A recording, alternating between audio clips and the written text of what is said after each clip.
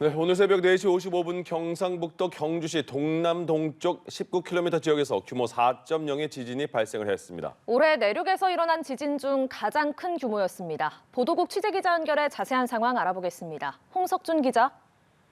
네, 오늘 새벽 경북 경주 동남동쪽 19km 지역에서 규모 4.0의 지진이 발생했습니다. 진원의 깊이는 12km로 추정이 되는데요. 내륙 지진의 경우 규모가 4.0 이상이면 발생지에 상관없이 전국에 긴급 재난 문자가 발송이 됩니다. 처음엔 규모 4.3으로 전해졌는데 7분 뒤 기상청은 4.0으로 지진 규모를 하향 조정했습니다. 규모가 낮아지긴 했지만요, 올해 발생한 지진 중 규모가 두 번째로 컸는데요. 지난 5월 15일 강원 동해시 북동쪽 52km 해역에서 발생했던 지진이 규모 4.5로 가장 컸습니다. 이후 4.0이 넘는 지진은 발생하지 않다가 6개월 만에 경주에서 다시 발생하게 된 겁니다. 이번 지진은 올해 내륙에서 발생한 지진 중에는 규모가 가장 컸고요. 2016년 국내 최대 규모였던 5.8 지진 발생지와는 직선거리로 약 18km밖에 떨어져 있지 않았습니다. 곧바로 중앙재난안전대책본부장인 이상민 행정안전부 장관은 비상 1단계를 가동했고요. 위기경보는 경계 단계에 놓인 상태입니다. 한덕수 국무총리도 행안부 장관에게 예보와 경보시설의 작동 상태를 종합적으로 점검하고 대비하라고 긴급 지시했습니다.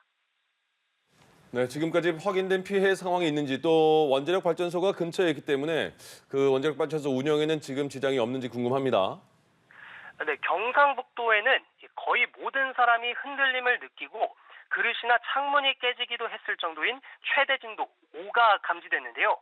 울산에선 실내에서 많은 사람이 느끼고 일부는 잠에서 깰 정도인 진도 4가, 경남과 부산은 실내에서 건물 위층에 있는 사람은 현저히 느낄 수 있고 정차한 차가 약간 흔들리는 정도인 진도 3이 측정됐습니다. 이 밖에 충남 금산에서는요, 약간의 건물 흔들림을 느꼈다는 제보가 들어오기도 했고요. 울산 남구의 시청자도 땅에서 우웅 하는 소리를 듣자마자 바로 지진이 났다고 전했습니다. 기상청은 지진 발생 후 1시간 사이에 5차례의 여진이 있었다고 밝혔는데요. 여진 중 최대로 측정된 것은 오전 5시쯤 발생한 규모 1.5의 지진이었습니다.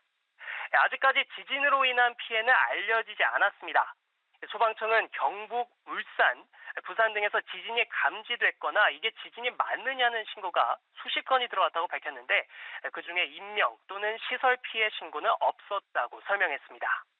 한국수력원자력도 지진 진앙지에서 약 10km 정도 떨어진 월성 원전뿐 아니라 부산의 고리 원전 가동에도 문제가 없다고 전했습니다. 한수원은 전국에 가동되고 있는 원전은 지진으로 인한 영향 없이 모두 안전 운전 중이라고 설명했습니다.